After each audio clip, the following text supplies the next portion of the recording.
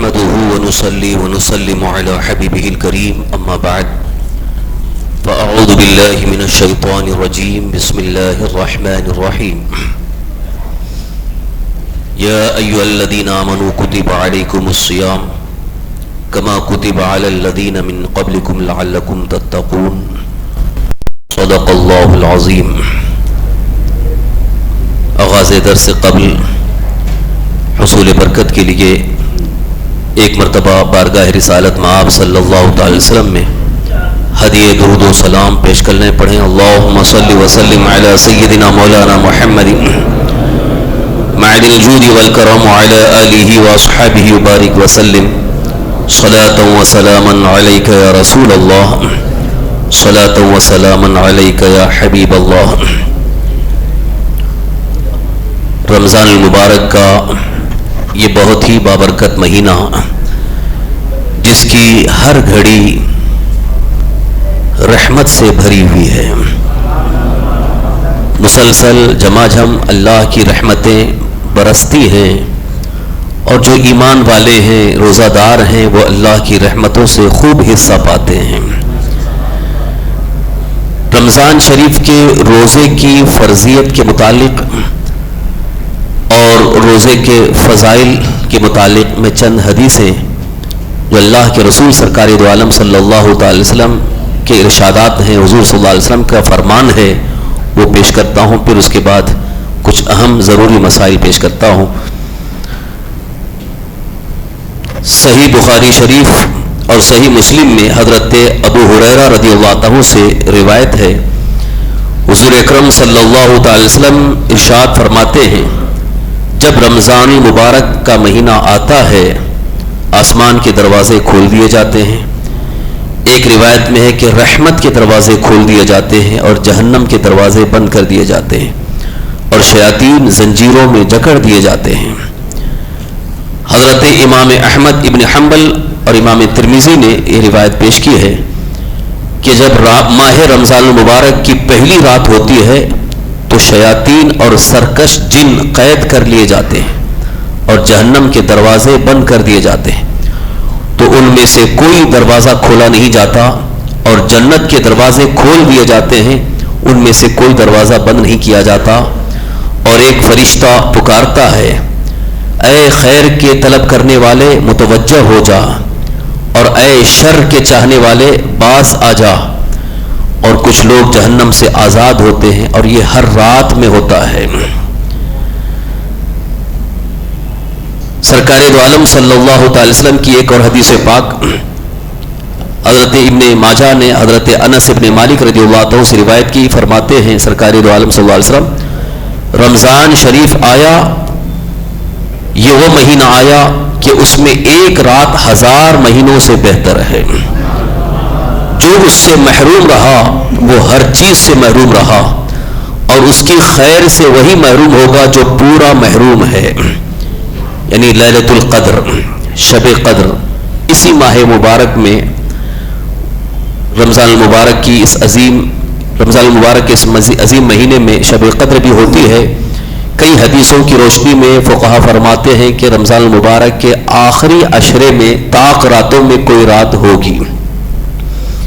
آج ہی میں نے ایک حدیث پاک بیہقی کی حدیث پڑھی ہے اور اس حدیث پاک کی روشنی میں کئی علماء اور بزرگان دین فرماتے ہیں جو شخص پورا رمضان یعنی پورے رمضان المبارک میں مغرب کی نماز اور عشاء کی نماز اور فجر کی نماز جماعت کے ساتھ پڑھ لے یقیناً اسے شب قدر مل جائے گی، شب قدر پانے والا ہو جائے گا.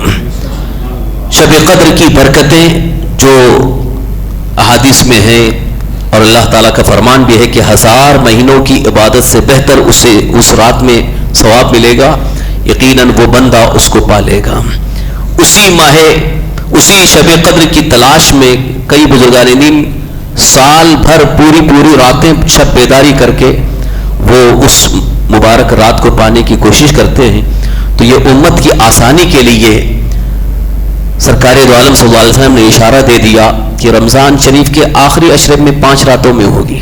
اب اس میں بھی تحقیق اور جستجو کر کے یہاں تک آپ نے بعض بزرگان دین نے فرمایا کہ 27ویں کو اکثر ہوتی ہے، لیکن کوئی کنفرم نہیں ہے کہ 27 کو ہو جائے، ہو سکتی ہے، لیکن اس سلسلے میں بزرگان دین فرماتے ہیں اگر پورا رمضان مغرب کی نماز، عشاء کی نماز اور فجر کی نماز جو جماعت کے ساتھ ادا کر لے، یقیناً اسے شب قدر کی برکت حاصل ہو جائے گی۔ تو یہ ماہ مبارک بڑا ہی عظیم مہینہ ہے، اس میں عبادت کا ثواب بڑھ جاتا ہے اور اس میں نیکیوں کا ثواب بڑھ جاتا ہے، اس لیے کوشش یہ کرنا ہے کہ زیادہ سے زیادہ ہم سے نیکیاں ہوں اور گناہوں سے اپنے آپ کو بچائیں۔ اگر حقیقت بتاؤں تو آپ کو اس کا احساس ہوگا کہ یہ جو رمضان شریف کا ایک مہینہ جو روزہ فرض کیا گیا، اس میں ایک خاص مقصد بھی یہی ہے کہ اللہ کا بندہ اللہ کے لیے وہ گناہوں کو چھوڑنے کی اپنے اندر عادت پیدا کر لے۔ ایک مہینہ اگر اس کی پریکٹس ہو گئی کہ اب گناہوں کی طرف نہیں جا رہا ہے، برائیوں کی طرف نہیں جا رہا ہے، تو پھر انشاءاللہ اللہ کے فضل سے، اللہ کی توفیق سے باقی 11 مہینے بھی وہ گناہوں سے بچ سکتا ہے۔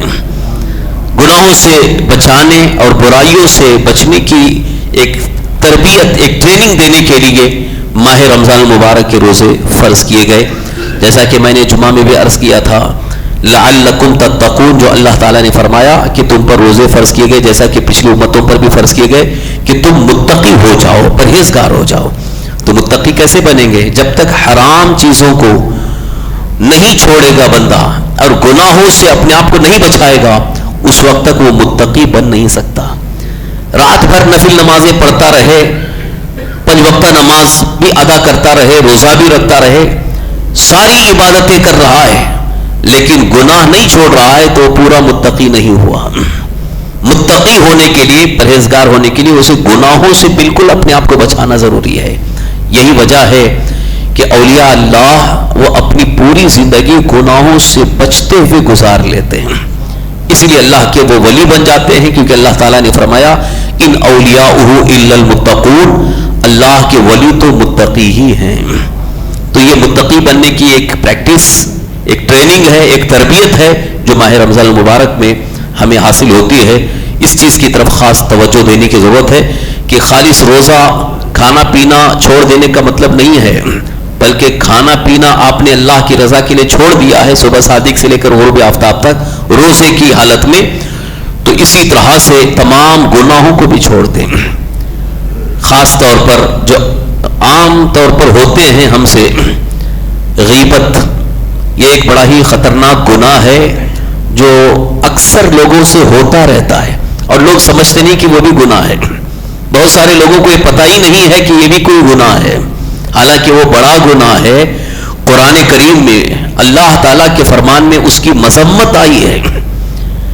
اللہ تعالیٰ نے ارشاد فرمایا لا یغتب بعضکم بعضا، تم میں سے کوئی ایک دوسرے کی غیبت نہ کرے۔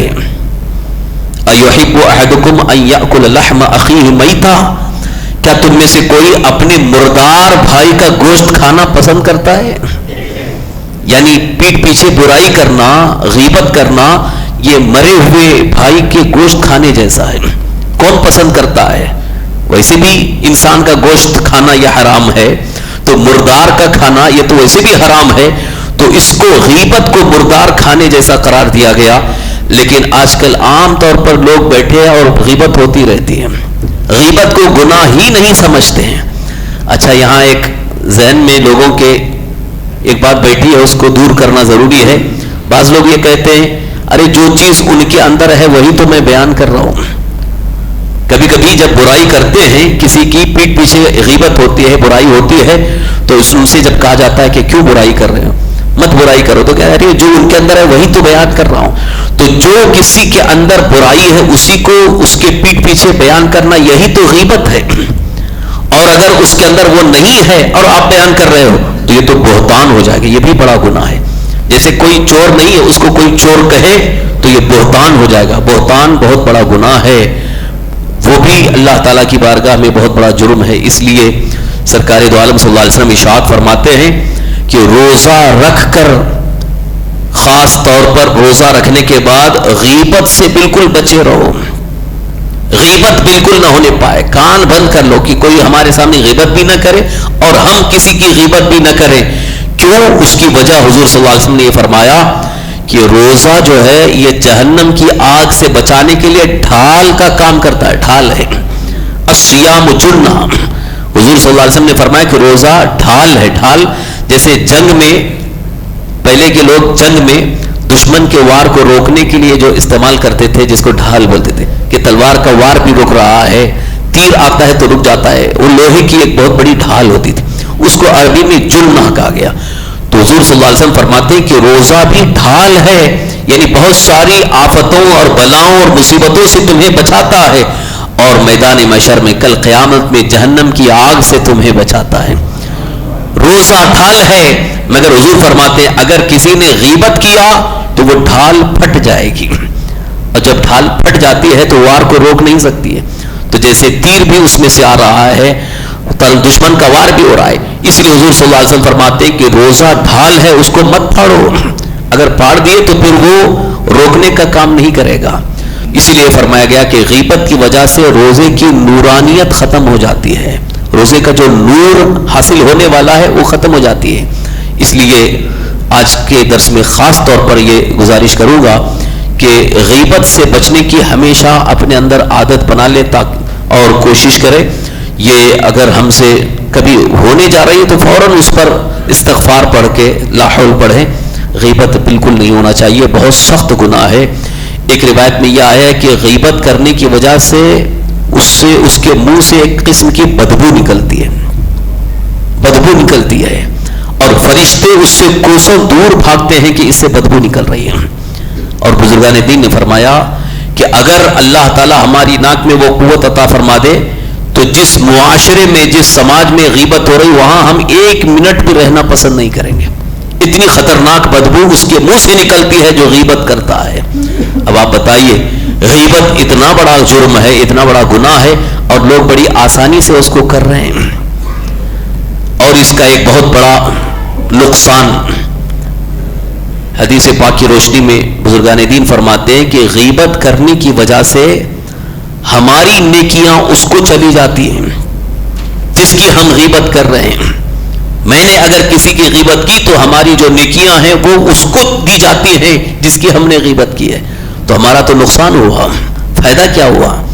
ایک تو منہ سے بدبو نکل رہی ہے, اور دوسرے یہ کہ روزے کی حالت میں غیبت کرنے کی وجہ سے روزے کی اصل نورانیت ختم ہو رہی ہے.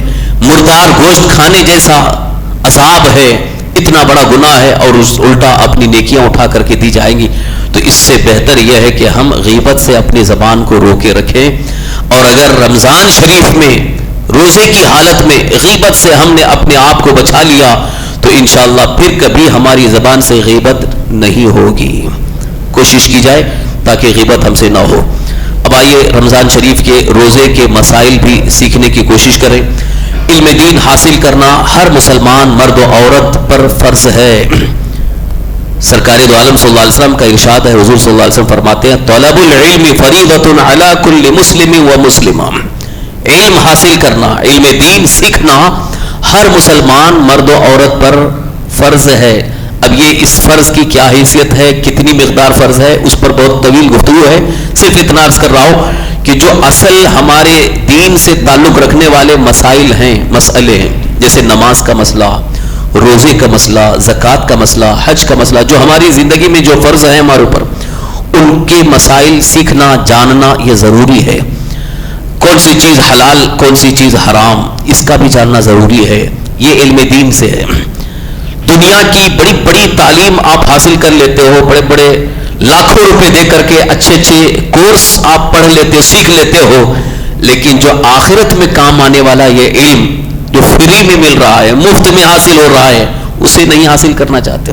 آج الحمدللہ بہت سارے ایسے مخلص علماء موجود ہیں جو علم سکھانا چاہتے ہیں لیکن لوگ سیکھنا نہیں چاہتے ہیں. وہ یہ سمجھتے ہیں کہ ارے اتنی دیر ہم نفل پڑھ لیتے, اتنی دیر ہم تلاوت کر لیتے, اتنی دیر ہم ذکر کر لیتے, وہ سن لیں. اگر بغیر علم دین کے عبادت کر رہا ہے, خالص عبادت کر رہا ہے, تو شیطان اسے بہکا سکتا ہے, لیکن جو علم دین حاصل کر کے عبادت کرے وہ شیطان اسے نہیں بہکا سکتا. وہ شیطان کے بہکاوے سے بھی محفوظ ہوتا ہے. اسی لیے رسول پاک صلی اللہ علیہ وسلم نے ارشاد فرمایا علم حاصل کرو, علماء کے ساتھ رہو, عالم سے محبت کرو, عالم سے دوستی اختیار کرو, اس کی صحبت پہ رہو اور اس سے دور مت رہو ورنہ ہلاک ہو جاؤ گے. یہ حدیث پاک ہے. حضور صلی اللہ علیہ وسلم ارشاد فرماتے ہیں اغدو عالما او متعلما او صاحبا له او محبا له فلا تكن الخامس فتهلك او كما قال رسول اللہ صلی اللہ علیہ وسلم.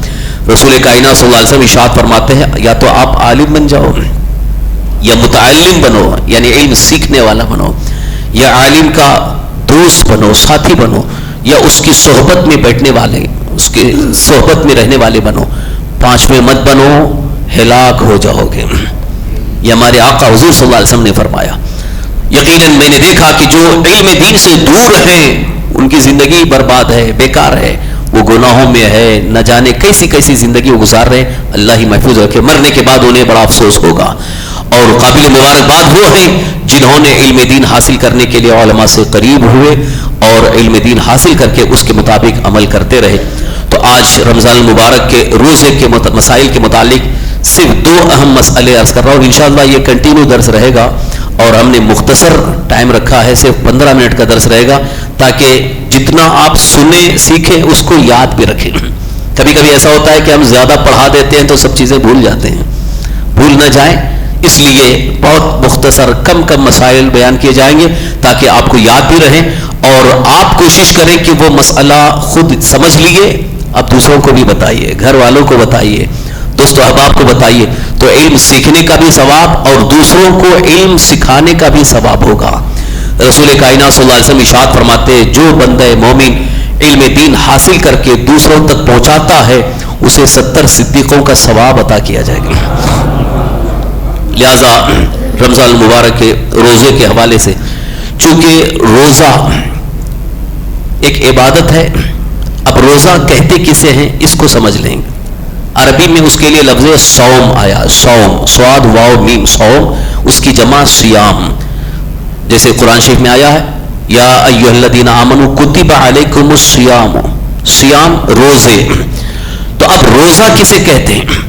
اگر اس کا لغوی اعتبار سے یعنی عربی ڈکشنری کے اعتبار سے اس کا معنی, اس کا میننگ دیکھیں گے تو اس کو کہتے ہیں امساک, رکنا. رکنے کا نام روزہ ہے. کس چیز سے رکنا ہے؟ تو اس کی شرعی حیثیت یہ ہے, شریعت میں صوم یا روزہ جسے کہا جاتا ہے صبح صادق سے لے کر غروب آفتاب تک, یعنی صبح صادق جو فجر کے وقت سے پہلے طلوع ہوتی ہے, سحری کا جو آخری وقت ختم ہوتا ہے اس کے بعد صبح صادق, تو صبح صادق سے لے کر سورج ڈوبنے تک کھانے پینے اور جماع سے رکنے کا نام روزہ ہے. کھانے سے بھی رکنا ہے, پینے سے بھی رکنا ہے, اور ساتھ ہی ساتھ جو بیوی والے ہیں, شادی شدہ ہیں, وہ بیوی سے قربت اور جماع کرنے سے بھی رکیں, تو اس کا نام اصل روزہ ہے. اب اس کے ساتھ ساتھ کئی احکام ہیں, مسائل ہیں کہ کس چیز سے روزہ فاسد ہوتا ہے, یعنی روزہ ٹوٹ جاتا ہے, اور کس چیز سے روزہ فاسد نہیں ہوتا. یہ بھی ایک مستقل علم ہے, اس کے مسائل ہیں. اور ساتھ ہی ساتھ روزہ فاسد ہونے کے بعد پھر شریعت کا حکم کیا ہے. اگر کسی نے روزہ فاسد کر دیا, توڑ دیا, جان بوجھ کر کے توڑا, تو اس پر شریعت کا کیا حکم ہے؟ صرف قضا ہے یا کفارہ ہے؟ کیونکہ کچھ ایسے مواقع ہیں, کچھ ایسے احکام ہیں کہ وہاں پر روزہ توڑنے کی وجہ سے اس پر قضا بھی ہے اور کفارہ بھی ہے. قضا کہتے ہیں کہ رمضان شریف ختم ہونے کے بعد پھر اس ایک روزے کو رکھ لینا, وہ روزے کی قضا ہے. جیسے رمضان شریف میں آپ کا ایک روزہ چھوٹ گیا, تو اب کسی عذر کی وجہ سے چھوٹا یا جان بوجھ کر کے چھوڑ دیا, تو اس کی قضا رکھنا ہوگا. قضا کا مطلب کیا ہے؟ جب رمضان شریف ختم ہو جائے, عید کے بعد پورے سال میں کبھی بھی وہ ایک روزہ رکھ لینا, اسی کو قضا کہتے ہیں کہ اس روزے کی قضا ادا ہو گئی. لیکن اگر روزہ توڑ دیا ہے, اس کی کچھ شرطیں ہیں, کن کن صورتوں میں, کن شرطوں کی وجہ سے روزہ توڑنے کی وجہ سے قضا کے ساتھ کفارہ بھی ہے. کفارہ کا مطلب ہے کہ 2 مہینے 60 دن کنٹینیو مسلسل روزہ رکھنا ہوگا, وہ کفارہ ادا ہوگا. یعنی جرم ہوا ہے, گناہ ہوا ہے, تو صرف توبہ استغفار سے معاف نہیں ہوگا بلکہ کفارے کی صورت میں جب تک وہ 60 روزے نہیں رکھے گا اس وقت تک اس کا وہ گناہ اس کے سر سے نہیں جائے گا، یعنی اس کی سزا اسے بھگتنی ہوگی، اس لیے اس کفارے کو بھی ادا کرنا ضروری ہے۔ تو انشاءاللہ میں کل سے وہ بھی مسائل آپ کے سامنے لاؤں گا کہ کن صورتوں میں قضا ہے اور کن صورتوں میں قضا کے ساتھ کفارہ بھی ہے۔ ایک دوسرا مسئلہ آج دو ہی کہا تھا کہ روزہ اگر چھوٹ گیا ہے کسی بنیاد پر تو اسے قضا رکھنا ہے۔ بھول کر روزے کی حالت میں کسی نے کھانا کھا لیا، پانی پی لیا یا کچھ بھی کھا لیا، کیونکہ سال بھر 11 مہینے کھاتے رہتے ہیں اور رمضان شریف میں ہم نے روزہ رکھا ہے تو اکثر ذہن سے بات نکل جاتی ہے، بھول جاتے ہیں کہ روزے سے ہیں، تو کبھی کبھی گھر میں یا کہیں مارکیٹ میں کہیں دکان میں بیٹھے ہیں، اچانک چائے آ گئی پی لیے، پانی آ گیا پی لیا، یاد نہیں تھا، بھول کر کے ہم نے کھا لیا یا پی لیا، تو ہماری شریعت اتنی ہم پر مہربان ہے، اللہ کا اتنا بڑا کرم ہے کہ بھول کر آپ نے کھایا ہے معاف ہے، یعنی روزہ فاسد نہیں ہوا، روزہ باقی ہے، روزہ برقرار ہے۔ تو جیسے ہی یاد آ جائے فوراً اسی پر آپ رک جائیں، یعنی اگر کوئی چیز کھا رہے تھے، منہ میں لقمہ ہے اور یاد آیا کہ میں تو روزے سے ہوں، فوراً اس کو باہر کر دے، تھوک دے۔